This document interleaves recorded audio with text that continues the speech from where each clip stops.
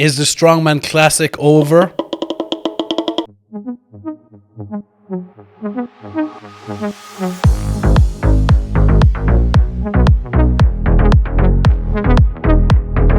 Hey guys, welcome back to the channel. What another fantastic day it is here in Ireland. The sun is shining. I was feeling like riding stuff, but not today because Luke is joining me and he's made me very flatulent. You are now flaccid. You are welcome. I am flaccid. I am flaccid at the nutbag. So recently we've seen, I suppose the news in Strongman is Mitchell Hooper has pulled out of the strongest man on earth. What are your thoughts on that? I think it's the right thing to do. I texted Mitch after the Royal Albert Hall show, and I think his bicep, he said, was just muscle belly. So thankfully it's nothing too serious. But I think we've all seen the shape that Mitch can be in.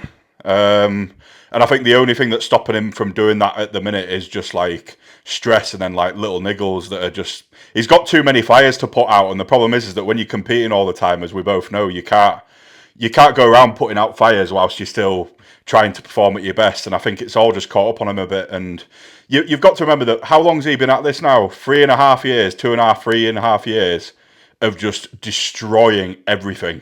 Just dominating everyone. And it's like, it's the very minute he came into Strongman, I said it, I thought he was lying on his Instagram posts about what he was lifting. And I was immediately put right with what he was capable of doing, and he's completely dominated like we've never seen Strongman before. And just to see him compete in these last two competitions, it has been a hard watch. I do feel sorry for him, and I just wish that he'd take some time off, which is what he's apparently doing. Yeah, I think that like this is the thing. It's amazing how quickly a reputation can become destroyed, isn't it? Like the man has not been off a podium 25 comps in a row. 25, So until the Royal Albert Hall last weekend, the only comp that we knew of Mitch Hooper ever doing was his first World's Strongest Man where he didn't podium. Every other comp he's ever done. And it's not like he's doing the big four where he's accumulated 25 podiums over the course of what? If you do four shows a year, that's like 7 or 8 years worth of competing he's done in like 3 years. Do you know what I mean? The amount of wins that he's accumulated. So it's like...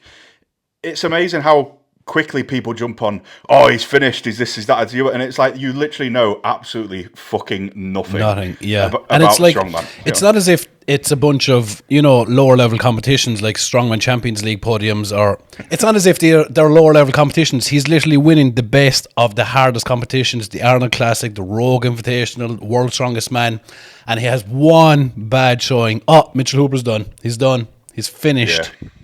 Well, this is the thing, isn't it? Like, perception's reality. Like, how many guys do you see only compete at the Big Four who do well at the Big Four and everyone's like, oh, they always do well. But then it's hilarious because Mitch has done that at every single competition he has ever done. And then he has one bad showing at a comp and it's like, do you know, it's almost like his stocks would be higher if he just did the 4 shows and won them all like he has been doing anyway and just never... didn't come off the podium. Do you know what I mean? Because people say, oh, he came off the podium, he's done. And it's like, he still won. If he still won the Big Four and then came off the podium, people would remember the time he came off the podium, not the fact that he's won the Big Four. Do you know what I'm saying? Yeah. So it's just like, I think this is the thing, like, unless you've walked in a man's shoes, you can't say fuck all, can you? I can't even talk about it because it was something that I was wondering with Mitch is just like, is he just a fucking alien? Like, when is this eventually going to catch up to him? Because obviously I've gone and spent a week with Mitch and seen how he operates. He is one of the most impressive people I've ever seen. He's probably the most impressive person I've ever seen. Like, he does not fucking stop. And I'm not sure if the motive for that is positive or negative. I'm assuming that it's probably negative, like it's for most people who try to, escape from whatever into their work. Do you know what I mean? Obviously, I know Mitch has spoken publicly about his like problems with his mental health and stuff before. Like, I guess we all have. And usually you become... I kind of feel for him as well because, like, if it was me, and I'm being honest, and I think it's the same for everyone, if you were gifted the way he's been gifted and winning competitions the way he's been winning, it would have to give you some sort of a God complex, wouldn't it? Do you not think so? But this is the thing, like, people describe him as, like, arrogant and God complex. And I'd have probably associated myself with a similar sort of complex prior to all of the injuries that have humbled me a bit, to be honest. Not humbled me in the sense that, like, how many people would have 5 surgeries and be like, yeah, I can still win Europe's strongest man, world's strongest man. Like, even that in itself is like it's unusual, which is why a lot of people can't understand it, because it is unusual. And I feel like this is a really common thing with Mitch that, at least I think that I see, is that people see him as distant because he's not relatable. And the reason he's not relatable is because he's not relatable. Normal. He is not normal. Like, I would say I am in the upper percentile of not normal. In some ways more than others with Mitch, but like I say, he is one of the most impressive people I have ever met. Like, and his life and what he has got and his reputation is a complete reflection of the reality that he has created. Which, in my opinion, how can you call someone arrogant when they're 29 years old, doing what he's doing, making what he's made? I've stayed in his house. It's fucking crazy that someone's been able to do all that by the age of 29. As a 28-year-old myself, this is a guy who would get up at 7 o'clock, work till 9 o'clock at night every day. Yeah, he is a workhorse. I do get that feeling off him that Mitchell Hooper is an absolute workhorse. But coming away from that, so we have the strongest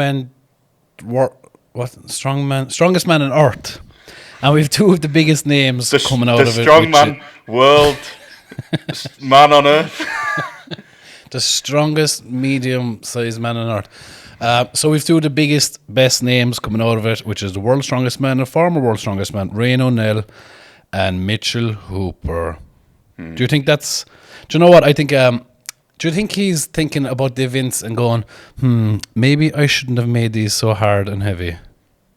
If he's not, he fucking should be. Probably not, because that's how Brian thinks strongman should be. And don't be wrong, I think that everyone is entitled to their own opinion, and at the end of the day, like, it's more good than bad to me with the right outcomes from this comp, that this comp exists. Like, the reason I say if the right outcomes is because if half of the people go to this lineup and get hurt, then you've injured half of probably the top 20 in the world at least. And then that's them for the next few months, isn't it? Whereas the reality is that he's organised it all himself. He's organised all the kit. He's put up his own money. Like, it's hard to knock someone who's actively going around to try and make it better, do their best to make it better. However, I do think that the event selection and the weights and stuff is... I think it's reckless, but at the end of the day, like, the lads who are signing up have signed up on their own free will, haven't they? Like, they're fully grown men. You're going to tell a fucking fully grown man what to do. But see, the flip side of that is, like, it's their job, and a lot of the strongmen that are going to that would be dependent on the cash flow. It's like, oh, I don't want to go to work Monday. Well, you fucking have to go to work Monday. And I find that's the same thing for these athletes. If they get invited, it's kind of like, oh, I kind of fucking have to go because it's work and it's money and I could win. And if you win, it's like, is it $80,000 or fucking? No, it's a big. It was like 140,000 last year. 120. Yeah, it's crazy money. Yeah. So like as a poor strongman athlete, and we're all poor strongman athletes because there's no money in this cunt of a sport. You can't financially say no to strongest man on earth. So I feel like people saying, oh, if you don't want to do it, don't do it. Well, actually, I kind of have to do it because I need food and I need electricity in my house, and my house also needs water. So like there is that thing, I think. Yeah, but then I think as well there's a matter of like personal pride with this comp. Like, a lot of the guys who are doing this comp, like, there will be some guys in the lineup who are doing it knowing they're not going to do well. And they're just doing it to say that they've done it. Like, which is cool that the title carries that much weight. However, I think that the shame with the strongest man on earth is that with all of this talk between promoters need to be more in communication with each other, so that, do you know what I mean? Try and make strongman more of like obviously the calendar year is 12 months of the year, isn't it? Like, you never get any time off because the comps are always coming on. And this just kind of feels like a step backwards in that regard, because let's be honest, like, it's not that Brian owes it to any of the other promoters or any of the other promoters owe it to Brian. However, this comp, if you had even 3 of these comps a year, there'd be no athletes left. Well, see, I think they'd all be dead. All the athletes would be dead. I think he's just been selfish in that aspect, because if it's a thing he was doing 3 competitions a year, we would be seeing none of these heavy events, because he'll be thinking, fuck it, if I injure anyone here, they won't be able to do my later show. So I think the fact that he does 1 a year, he's like, yeah, fuck it, I don't care. I'm going to make this as heavy, as hard as I can. It's only once a year. It's the strongest man on earth. We have to make it this heavy. And it's like, no, you fucking don't. Yeah, but like I say, Brian has every right to do whatever he wants with his show. Like, Absolutely, I think he looks at this show as like, this is the show that I'd have liked to have done in my prime. And then it's not that sport cares about this necessarily, but I think Brian forgets that he's a 6'8", 500-pound fucking monster. Do you know what I mean? And that what comes with that is a base level of resilience that most athletes will never have, simply because what athlete has ever been as big as Brian Shaw? Another interesting fact as well about him, and it's one of the reasons why he would have picked his events, is because he's never suffered a bad injury. He's never needed surgery. So he tore his bicep. He tore his bicep at like the 2011 Arnold, maybe. I think that was his only bad injury in his whole career. It wasn't where he had to pull out of competition and go and get surgery, because he deadlifted like fucking 500 kilos whilst with it torn. He had to have surgery. He just tore his distal bicep, and I think carried on so the show. He pulled and finished the show and pulled 500 kilos with a torn, ruptured bicep. Yeah, he tore it on. He tore it on the Apollons, and that's the thing. Like, so that's his mindset. Then his mindset is like, oh, if you get injured, I got fucking injured. So what? I continued on. I still have to lift 500,000 pounds. So fucking what, man? Yeah, but like I say, I think all the guys showing up have their own free will. Like, example, if I got invited to the show this year, I wouldn't have done it, even if I didn't get injured, because I've even got prep time. No. You wouldn't do it if you got time even to prep for it? No. Based on the events, obviously. Yeah. And do you know what? People can say, oh, well, you're a pussy then. Well, you won't come back from 6 surgeries, so I think you're... No, but you won't come back from 6 surgeries, so I think you're a fucking pussy. How about that? How about that? But yeah, I think it is, and also Paddy Haynes, I think, is a big name missing from it, because any competition that cunt does, he's either podiuming or he's just off to the mark. So I think he's another big name missing for that competition. Yeah, Paddy was again another podium at Royal Albert Hall. I think over if Paddy can continue, it depends how Tom does on the remaining comps at the end of this year, and if Paddy gets invited to like Rogue, for example.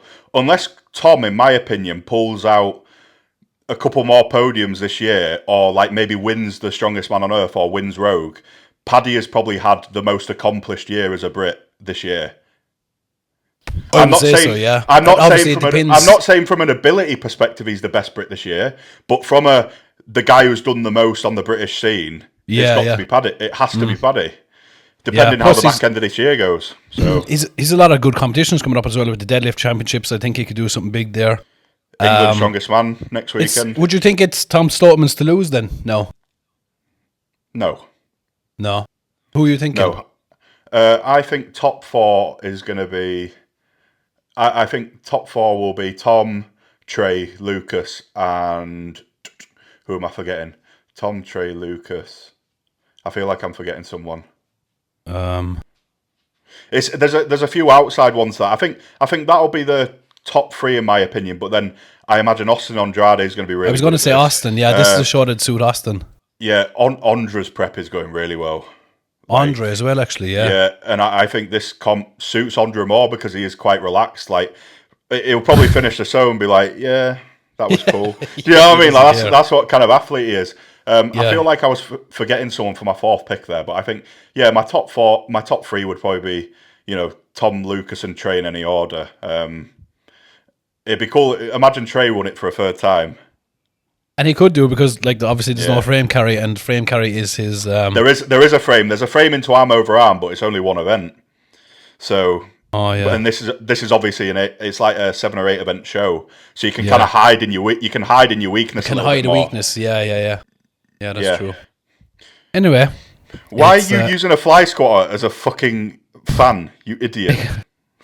Hit yourself in the head with it. It is so warm in my caravan. I am actually drowned to the bollocks. My calves, my massive veiny calves, are sweating. My massive veiny. God. My massive veiny cock is sweating. Do you know that's an interesting set of headphones you got on? I just noticed. Why? What's wrong with them? Well, they're black, aren't they? Yours are black as well. Your mic's black as well. Yeah, but I'm not a racist. Yes, you are. And we leave it there, folks. Thank you all for This one's been very serious. Yeah, it was too serious. We had to drop in a bit of racism at the end. Hold it close to your mouth. That big black mic.